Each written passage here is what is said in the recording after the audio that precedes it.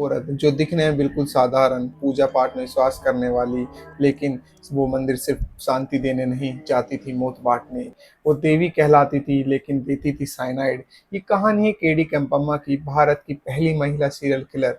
सुनिए crime petrol diaries में ऐसे ही जुर्म से जुड़ी दास्तान जो धर्म के नाम पर की गई, लेकिन मंशा थी सिर्फ लालच और कत्ल। केडी केम्पम्मा, जिसे दुनिया साइनाइड मलिका के नाम से जानती है, न वो किसी मूवी की विलन थी और ना ही साइको। फिर भी 8 साल में 6 औरतें उसके पूजा पाठ में शामिल होकर कभी वापस अपने घर नहीं लौटी। वह उन लोगों को ढूंढती थी जो जिंदगी से हार चुके थे, जिनके चेहरे पे उम्मीद नहीं सिर्फ सवाल बचे थे। और फिर शांत आवाज में बोलती थी, एक मुस्कुराहट के साथ, भगवान की कृपा चाहिए, और देती थी साइनाइड से भरी हुई एक शीशी। मासूम चेहरे, सादी साड़ी और आंखों में श्रद्धा का नकाब, लेकिन अंदर से मौत का एक चलता फिरता मंदिर। पर अब असली सवाल ये है, क्या यह एक धार्मिक धोखा था या सोची समझी गई खूनी चाल? वो बस अपने हालातों से परेशान थी या उसके सपने कुछ ज़्यादा बड़े थे? शायद लालच उसके मन में घर कर चुका था, या फिर उसे इजी मनी की आदत बन चुकी थी, या कत्ल अब उसके लिए इबादत बन चुका था, एक ऐसा नशा जिसे वो बार-बार करना चाहती थी। केम्पम्मा का जन्म कर्नाटका के कगालीपुरा गांव के एक साधारण से परिवार में हुआ।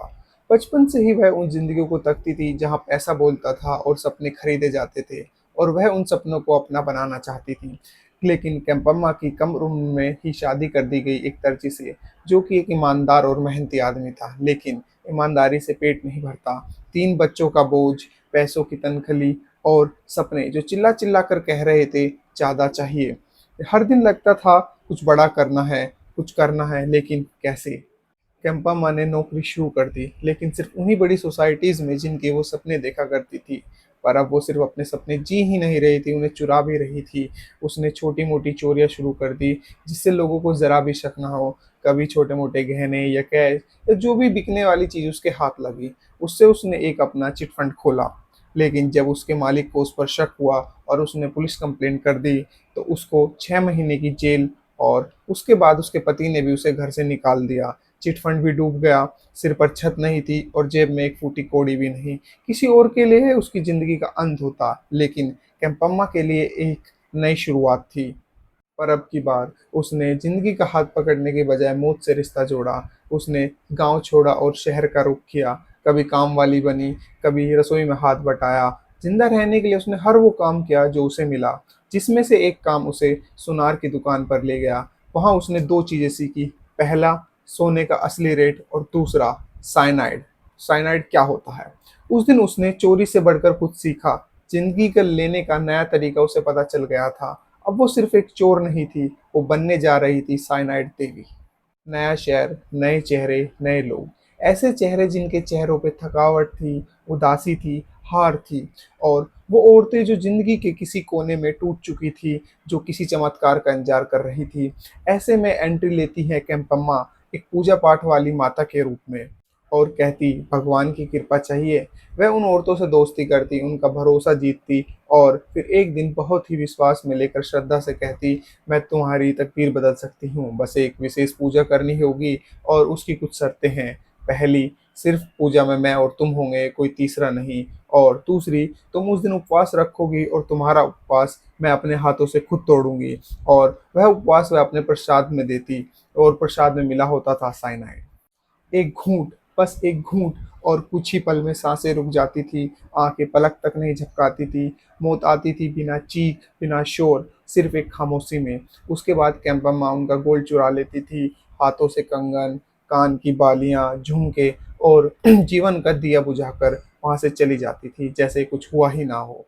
इतनी शांति से, इतनी सफाई से कि मौत भी शक न करे। यह कोई तांत्रिक नहीं, यह थी केडी केम्पम्मा, भारत की पहली first documented serial killer woman.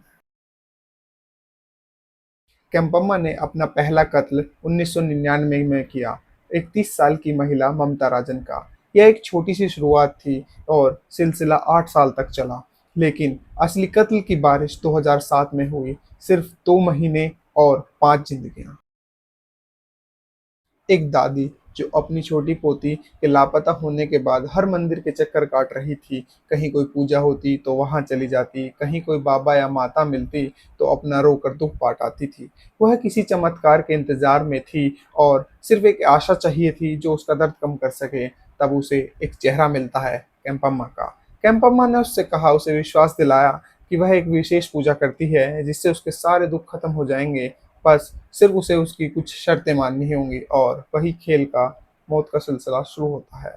Elizabeth मान गई और पूजा के लिए एक सुनसान जगह चुनी गई। कपड़े बदलने को कहा गया शुद्धि के नाम पर और व्रत रखने को कहा गया, परंतु जब वक़्त आया प्रसाद दिया गया जिसमें मिला था साइनाइड और कुछ ही पलों में, सिर्फ़ एक घूँट और कुछ ही पलों में एलिज़ाबेथ की साँसें रुक गईं। इसके पश्चात कैम्पम अपना काम करती है, अपने गहने चुराती है और हर कत्ल के बाद जैसे वो हमेशा करती है अपनी आइडेंटिटी चेंज कर लेती है जिससे उसे कोई पकड़ ना सके। जिंदगी भर अस्थमा से जूझती रही, दवाइयाँ, इन्हेलर, हॉस्पिटल, लेकिन सुकून की एक सांस नसीब न हुई। कंपम्मा ने उसे अपनी बातों में फंसाया और बोली, एक विशेष पूजा जो तुम्हारी सांस की हर तकलीफ को दूर कर सकती है। बस पूजा की कुछ शर्तें होंगी और इसी तरह से उसने अपने तीसरे कत्ल को अंजाम दिया। एक भजन गायिका जो हर दिन मंदिर में गीत गाती थी, हर गीत में श्रद्धा और हर सुर में विश्वास, लेकिन वो खुद भी आशीर्वाद चाहती थी। कैंपम्मा के लिए मुनियम्मा एक परफेक्ट शिकार थी, एक औरत जो भक्ति में डूबी हुई थी और भगवान की कृपा चाहती थी। कैंपम्मा ने पूजा रची मंदिर के एक शांत कोने में। मुनियम्मा ने समझा कि पूजा होगी, प्रार्थना होगी, लेकिन जो हुआ वो थी उसकी आखिरी आवाज़, सिर्फ एक हिचकी। पिलामा एक टेम्पल प्रीस्ट, पूजा पाठ में निपुण, जिसे धार्मिक ज्ञान था, लेकिन वह भी साइनाइड मलिका के धोखों को पहचान नहीं पाई और पिलामा को प्रसाद के रूप में साइनाइड दिया गया। वही जगह जहाँ वह रोज मंदिर में पूजा करती थी, आज वहीं पे वो अपनी आखिरी सांस ले रही थी।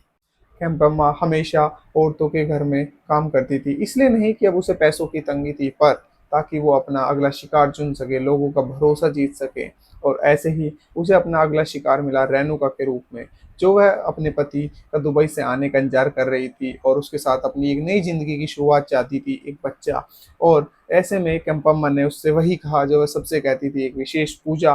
और उसके लिए उसने अपना पुराना धार्मिक मास्क पहना। मैं पूजा कराती हूँ, मैं सब ठीक कर दूंगी। रेणुका ने भी प्रसाद खा लिया और साइनाइड ने उसकी भी जान ले ली।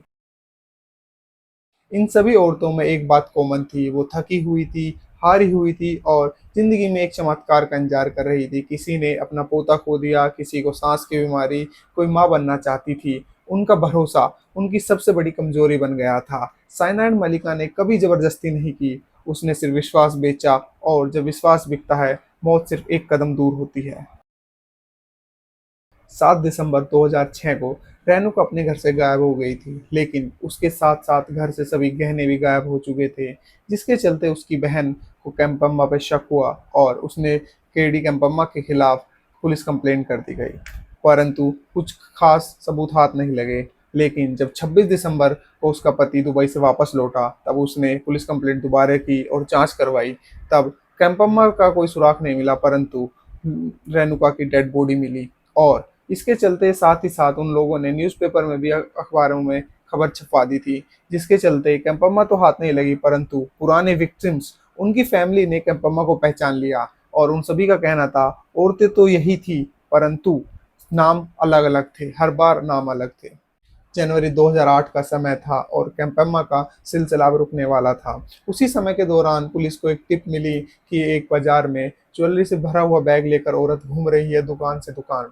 उसमें से एक दुकान के मालिक ने उन गहनों को पहचान लिया था जिन्हें वह बेचने जा रही थी, क्योंकि उन गहनों की तस्वीर बहुत ही दिनों से अखबार में वायरल हो रही थी और उसने वो कैंपम्मा से मना कर दिया गहने लेने से और पुलिस को कॉल कर दिया। जब पुलिस ने उसे गिरफ्तार किया, तब उन्हें पता चला वह कोई और नहीं कैंपम्मा ही है, जो नाम बदलकर जयम्मा के नाम से बाजार में घूम रही थी। पुलिस को कैंपम्मा के पास से एक छोटी सी डायरी मिली जिसमें उसने सभी औरतों के नाम लिखा था जो अब तक उसका शिकार बन चुकी थी और कुछ गहने जिस पे मरी हुई औरतों के इनिशियल्स थे और एक छोटी सी बोतल, वो भी साइनाइड की। थाने में जब उसे पूछताछ के लिए बिठाया गया, न उसके चेहरे पे शिकन थी और न आवाज़ में पछतावा। साल 2010 में कैंपम्मा के ऊपर कई केस चले और उसे कई हत्याओं के लिए दोषी ठहराया गया, 2012 में कोर्ट ने उसे मौत की सज़ा सुना दी और इसी दौरान सोशल मीडिया और हाई कोर्ट के जज ने उसे एक नया नाम दिया, साइनाइड मलिका, जिसमें मलिका उसे उसका एक एलियास नेम था जो वह कत्ल के बाद बदल देती थी। बम्मा भारत की पहली महिला सीरियल किलर के साथ-साथ वह पहली महिला भी बनी जिसे फांसी की सज़ा सुनाई गई। लेकिन 2013 से 14 के बीच कोर्ट ने उसकी उस सज़ा को उम्र कैद में बदल दिया। कोर्ट का कहना था कि जो उनके पास सबूत हैं वो परिस्थितिजनक हैं और बेशक केम्पम्मा ने अपने जुर्म कबूल लिए हैं और किसी ठोस सबूत न होने की वजह से उसकी सज़ा को उम्र कैद में बदल दिया गया और साइनाइड मलिका अब जेल में है और उम्र कैद की सज़ा काट रही है। साइनाइड मलिका की कहानी सिर्फ एक कातिल की कहानी नहीं है, यह कहानी हमें आईना भी दिखाती है। ये हमारी सामाजिक सोच पर रोशनी डालती है। अगर कोई औरत हमसे पूजा पाठ की बातें करे तो हम उस पर अंधा विश्वास कर लेते हैं, लेकिन इसी भरोसे का फायदा उठाया कैंपम्मा ने। छुरी न पिस्तौल, बस विश्वास, और इसी विश्वास में मिला था जहर। यह कहानी हमें यह भी दिखाती है कि डेस्परेशन लोगों को कितना कमजोर बना सकती है। जब इंसान हर मोड़ पर हार चुका हो तब वो उसे एक छोटी सी आशा की किरण के लिए कुछ भी करने को तैयार होता है। लेकिन हमें इस कहानी से सीखना चाहिए कि अंधविश्वास can be dangerous. The smartest people ask questions, don't just listen, ask why. यह सिर्फ साइनाइड मलिका की कहानी नहीं है, यह उस हर विश्वास की मौत है जो बिना सोचे समझे किया गया। Twisted minds, dark crimes, one पगलू टू डिकोड देम ऑल। यह था एक क्राइम पगलू डायरीज का किस्सा। मिलेंगे जल्द।